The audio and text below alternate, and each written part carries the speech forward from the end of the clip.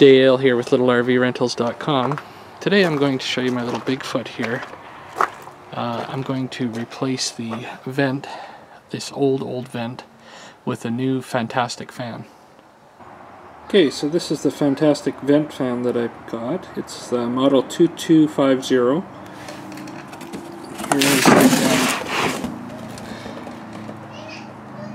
It's got 3 speeds, fits standard 14 by 14 inch opening, manual lift, quiet operation, reversible airflow, thermostat controlled, high profile base, the only high powered vent fan made in the USA, from the original manufacturer of the 12 volt fan, with over 3 million fans on the road.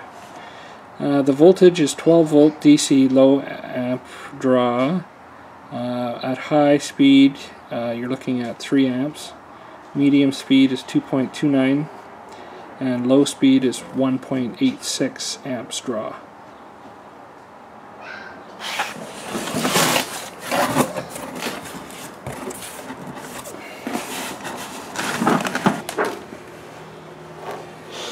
And this is what it looks like here. You've got your thermostat here, colder, hotter. You got your speeds, fan speeds, that's a fuse there. And that's your direction, your fan direction. Okay, this is what comes in the kit. Got some screws, extra wire, instruction manual. And then this is the decorative piece that goes on the inside. So this is the decorative piece that goes on the inside. It will fit into this groove here.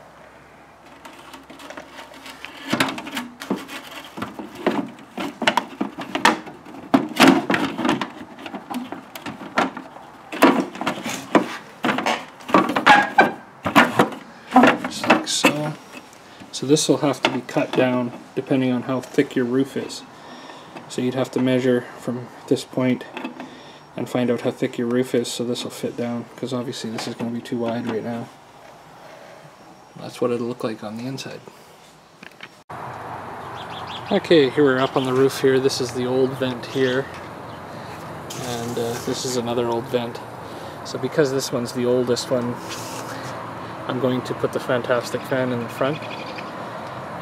There's a couple reasons for this one, is because this one needs replacing, and it's easier for me to run the cord of the power to the front cabinet where there's a power supply, whereas this one here, I don't have a way of getting power to it. So I've already cut out a 14 by 14 inch. This came with the fan. I'm not going to use this. I'm going to use putty tape on the bottom, but I've cut this out perfectly to 14 by 14. So I'm going to put that over top. I'm going to have to take this vent out first and then cut around it. I'll probably just use a jigsaw. So I'll make a mark with the black marker and then cut around it with a jigsaw. Okay, so I've got my line traced out here, and I'm going to take the drill and go in the corner and get a place started for the jigsaw here.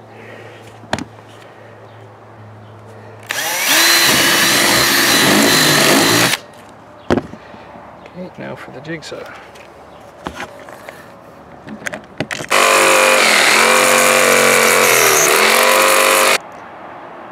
Okay, I've now got the hole cut out with the jigsaw.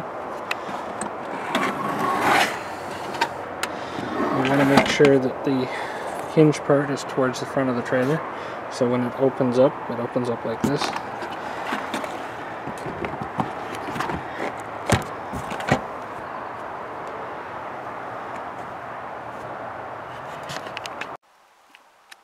Okay, now inside the trailer, before you put it in, you're going to want to feed the wires through. Now this is why I put it on this side of the trailer and not that side, because I don't have anywhere to put wires. And also this vent had to be changed. So what I'm going to do is try and fit the wires in here. There's kind of a gap here. Looks like I'm going to try and glue that back down. But before that, I'm going to try and get the wires through here. And then in the cabinet here, I can fit the wires up through into here, and then right underneath this board in here there's wires, so I can just tap into those, and as long as I put a fuse link in there, it'll be good. And here's the wires here. Okay, so what I've done now is I've hooked the wires to just a simple coat hanger, and I was able to push the coat hanger in from under here to get it through. Like I said, the wires are down here. So I'm just going to try and pull this back now ever so slightly with the tape on there.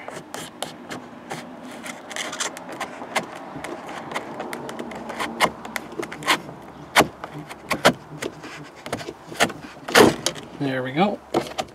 And I got the wires in there, and I got the wires in here. Perfect. You can just see what this roof is made of. That's the fiberglass there, that's the insulation, that's the board. Not a lot there. I have to try and glue that back together.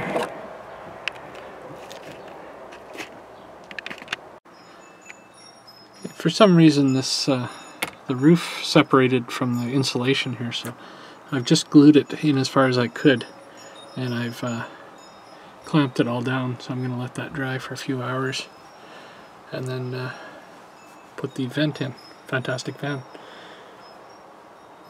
because you want it even all the way around. Okay, before I install it, I'm going to put some of this on. It's just putty tape. You can buy it in an RV center. And I'm going to put that all the way around here. Okay, so I've got the putty tape all the way around. Just cover up the holes, get it as close as you can, and then we'll be putting die-core around here anyway, so it'll be a good seal. And we're ready to install. Make sure when you put it into your cords, this cord wants to be down so the skirt can fit into this track. Okay, now up here I've put the screws in it. I screwed it all the way around.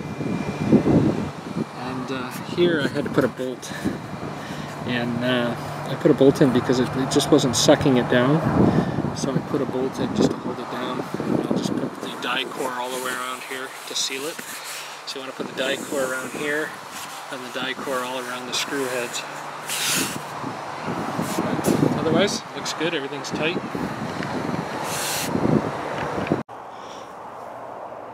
Okay, so now I'm just going to use some die core product and go around all the screw holes and around the edge.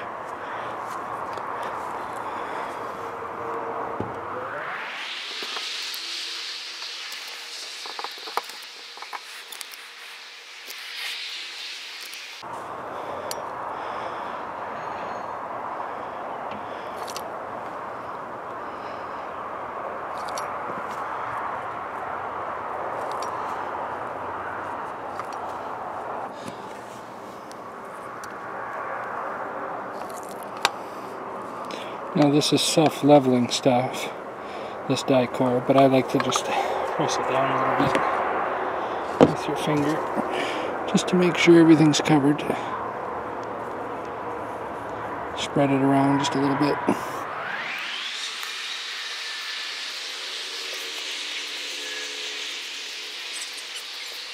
And as you can see, it's starting to level out quite nicely. You just want to get a good gob of it on there. Spread it around the best you can. Okay, same with the other side.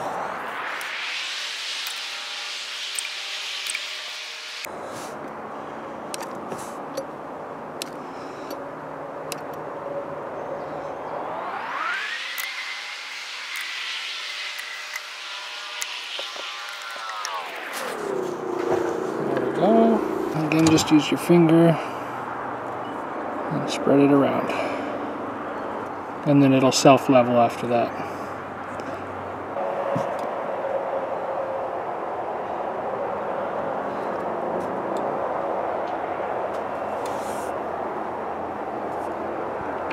Okay, so this is the cover for the Fan-tastic fan.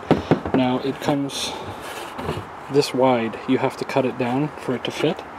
So the best way I've found is to stick it up into the vent the way it is, and then from the ceiling down you mark where it hits the fan, and then you measure between that distance. So for me, I've got a 3/4 of an inch. That is the max. So then I've marked it, and what I did was a ruler wouldn't work, so I grabbed a business card,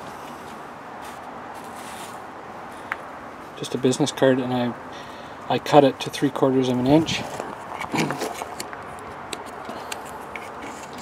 Put it here, and then just traced it all the way around with a pencil to get my 3/4 of an inch. Now I'm not sure how I'm going to cut this. I was thinking a jigsaw, but I don't know if I can get a jigsaw in there. I might have to use a handsaw. But I'll show you how I got this mark here so you can measure between and get the distance. Okay, so I just put it in here temporarily, and that's how I got my mark. So you just stick it up as far as you can. I can't get it all the way holding the camera. And then just make a mark like that, and then measure the distance. So we know we have to cut it down that much to make it fit around. So I tried a jigsaw to cut it, but what happened with the jigsaw is it ended up melting it back together while it was cutting it. I tried a handsaw, that didn't work. And I tried a little bit of a grinder wheel, that didn't work. The best thing that I found worked to cut it was my Rockwell tool here with a serrated edge on it here. It seemed to work the best, cut right through it. This blade just vibrates back and forth, and you just cut it all the way along. Seemed to be the best one. And then I just cleaned it up with a knife, utility knife, cleaned it up, make sure it was level, make sure there's no burrs on it. Yeah, it worked good. So that's an option, way to cut it if you need to. Okay, so what I've done is I've actually brought the screws right down in, and then I've ground them off. Hopefully you don't have to do this in your installation. The reason I had to do that is to keep the roof line straight, because it seemed like it delaminated the fiberglass from the insulation. So in order to get this whole thing straight, I had to drive the screws through and then just grind them off so it has something to hold to. Very thin roof, there's not a lot, it's not very thick. So that's what I had to do, and hopefully the cover will cover these marks up. If not, I'll have to touch them up with some paint and put the cover on, and maybe put a bead of silicone around the cover to finish it off. But that's how I had to do mine. So I've got the fan in now. I've got got it screwed in, put the plate in around. It's all done. It looks really sharp. So the way these fans work is you have to crank it up first, otherwise it won't turn on. So we'll crank it up. Lid. Just has to be up a little bit for the switch to turn, and then we'll turn it on. Here's the moment of truth. That's speed 1, speed 2, speed 3. Feel the air right to about down here. Good airflow. That's bringing air down. Switch here. This switch will turn the fan one way or the other. And then this is your thermostat. So if you want it hotter, it'll shut off. And once it gets too hot, it'll turn back on again, or you can have it colder. So turn it on colder.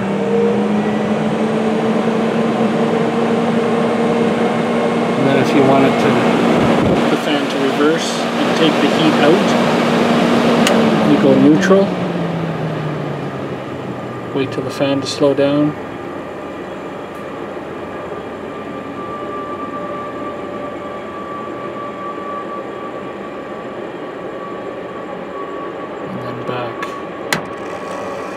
If you look at the curtain, you can see the curtain being pulled away. You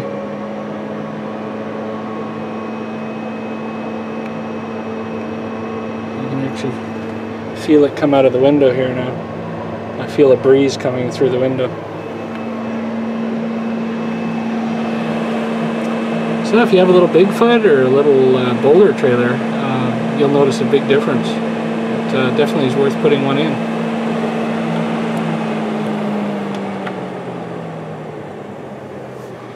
Very nice little unit. Okay everyone, well, thanks for watching. Please hit the like button down below and subscribe here to my other videos. Thanks for watching.